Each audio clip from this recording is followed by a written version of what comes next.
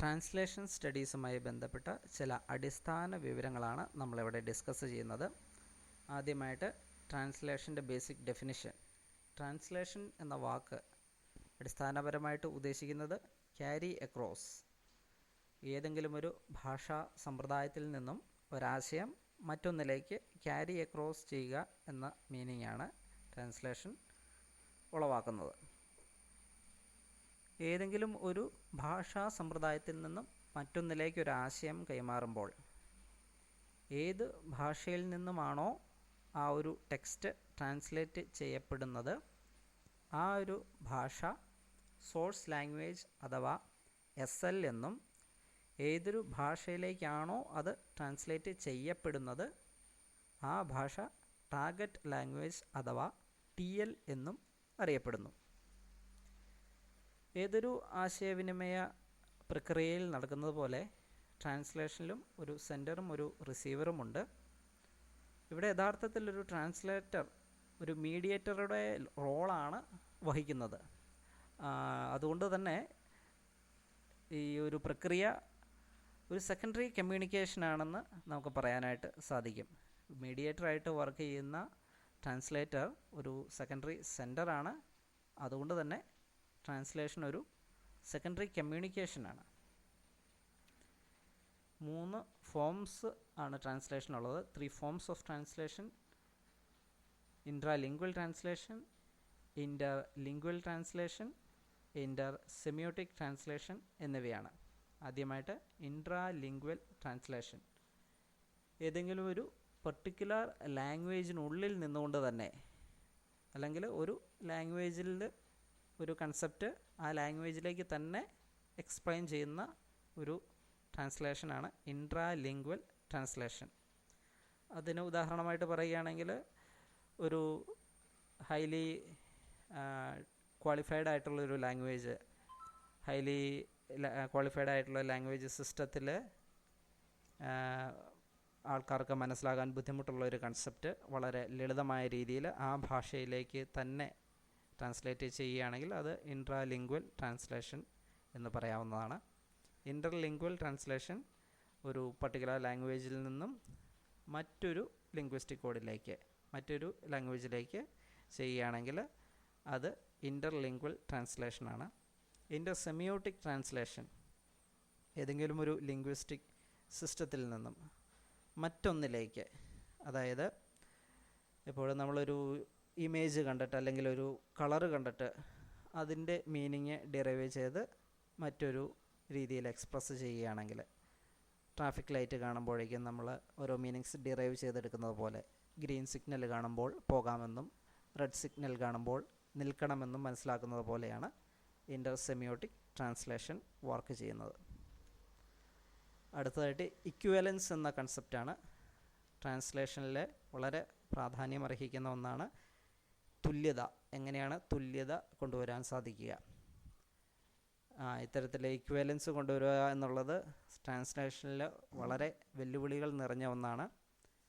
Linguistic equivalence, paradigmatic equivalence, stylistic equivalence, textual equivalence എന്നിങ്ങനെ 4 തരത്തിലുള്ള ഇക്വിവലൻസുകളുണ്ട്.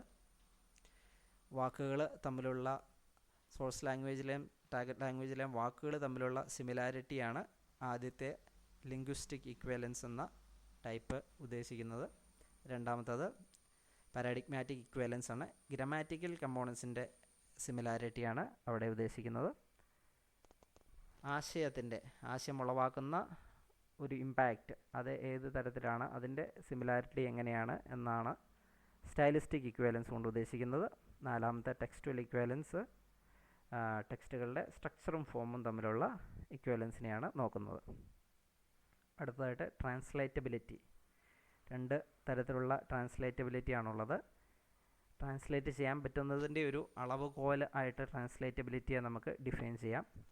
ലിംഗ്വിസ്റ്റിക്കും കൾച്ചറലുമായിട്ടുള്ള ട്രാൻസ്ലേറ്റബിലിറ്റി, അൺട്രാൻസ്ലേറ്റബിലിറ്റി ആണ് ഉള്ളത്. ലിംഗ്വിസ്റ്റിക് അൺട്രാൻസ്ലേറ്റബിലിറ്റി എന്ന് പറഞ്ഞാൽ, ഇപ്പോൾ നമ്മളൊരു ഒരാശയം ഒരു ഭാഷയിൽ പറഞ്ഞു.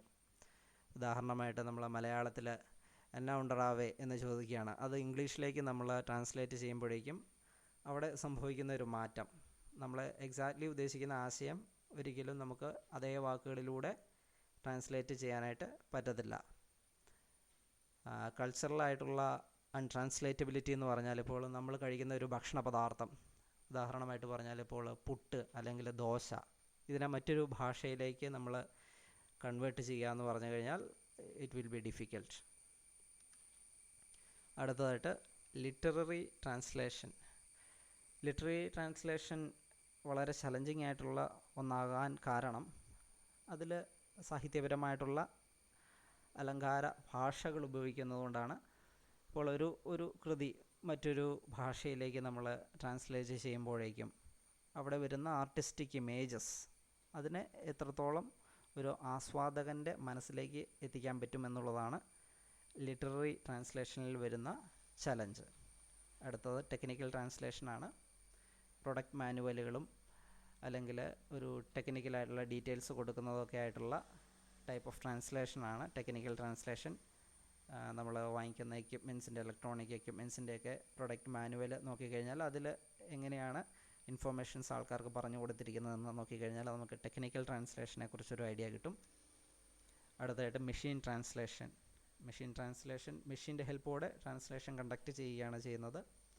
അതിൽ ആദ്യത്തെ ടൈപ്പ് മെഷീൻ എയ്ഡ്സ് എന്ന് പറയുന്നത്. മെഷീൻ എയ്ഡ്സ് ഫോർ ട്രാൻസ്ലേഷൻ പോപ്പുലറായിട്ട് നമ്മളിപ്പോൾ ഇൻ്റർനെറ്റിൽ ഇപ്പോൾ ഒരു ഡിക്ഷണറി ഉപയോഗിക്കുന്നു, അല്ലെങ്കിൽ ഒരു പർട്ടിക്കുലർ വാക്കിനെ നോക്കാൻ വേണ്ടിയിട്ട് നമ്മളൊരു പർട്ടിക്കുലർ സോഫ്റ്റ്വെയർ ഉപയോഗിക്കുന്നു. അതൊക്കെ മെഷീൻ എയ്ഡ്സ് ഫോർ ട്രാൻസ്ലേഷൻ്റെ ഗണത്തിൽപ്പെടുത്താം. ട്രാൻസ്ലേഷൻ എയ്ഡഡ് ബൈ മെഷീൻ എന്ന് പറയുമ്പോഴേക്കും മനുഷ്യൻ്റെ, ഹ്യൂമൻ്റെ ഇൻപുട്ട് വെച്ചിട്ട് മെഷീൻസ് ട്രാൻസ്ലേഷൻ പ്രോസസ്സ് നടത്തുന്നതാണ്. മൂന്നാമത്തെ മെഷീൻ ട്രാൻസ്ലേഷനിൽ കൂടുതലായിട്ട് മെഷീൻസിൻ്റെ ഇൻപുട്ടാണ് അവിടെ വരുന്നത്. ഹ്യൂമൻ ഇൻ്റർഫറൻസ് മാക്സിമം കുറവായിരിക്കും മെഷീൻ ട്രാൻസ്ലേഷനിൽ. പിന്നീട് ട്രാൻസ്ക്രിയേഷൻ എന്ന് പറയുന്ന വാക്കാണ്. ആ ഒരു കൺസെപ്റ്റ് കൊണ്ട് ഉദ്ദേശിക്കുന്നത് ഒരു പർട്ടിക്കുലർ ക്രിയേറ്റീവ് വർക്ക് മറ്റൊരു ഭാഷയിലേക്ക് നമ്മൾ എടുക്കുമ്പോഴേക്കും അതിനെ നമുക്ക് റിക്രിയേറ്റ് ചെയ്യാനായിട്ടുള്ളൊരു പോസിബിലിറ്റിയും കൂടെ അവിടെ തുറന്നിടുകയാണ്. എന്ന് പറഞ്ഞാൽ നമ്മൾ മലയാളത്തിലേക്ക് അന്യഭാഷയിലെ ഒരു കഥയോ അതുപോലുള്ള ഒരു ആർട്ടിസ്റ്റിക് വർക്ക് കൊണ്ടുവരുമ്പോഴേക്കും അതിനെ ഇവിടുത്തെ ഒരു സംസ്കാരവുമായിട്ട് അല്ലെങ്കിൽ ഇവിടുത്തെ ശൈലികളുമായിട്ട് ചേർന്ന് നിൽക്കത്തക്ക വിധത്തിൽ ഒരു ആസ്വാദകന് അത് മനസ്സിലാക്കാനായിട്ട് അല്ലെങ്കിൽ അവൻ്റെ ആസ്വാദന തലത്തിലേക്ക് ഉയർത്തിയെടുക്കുവാൻ വേണ്ടിയിട്ട് നമുക്ക് കുറച്ച് കാര്യങ്ങളൊക്കെ അഡീഷണലായിട്ട് ആഡ് ചെയ്യാൻ പറ്റും. അതിനുള്ളൊരു ക്രിയേറ്റീവ് ഫ്രീഡം, അതിനുള്ളൊരു അഡാപ്റ്റേഷൻ, അത്തരത്തിലുള്ള ഒരു കൺസെപ്റ്റിലേക്കാണ് ട്രാൻസ്ക്രിയേഷൻ നമ്മളെ കൊണ്ടുപോകുന്നത്. അപ്പോൾ ഈ ഒരു ബേസിക് ആയിട്ടുള്ള കൺസെപ്റ്റുകളാണ് ഇവിടെ ഡിസ്കസ് ചെയ്തിരിക്കുന്നത്. Thank you.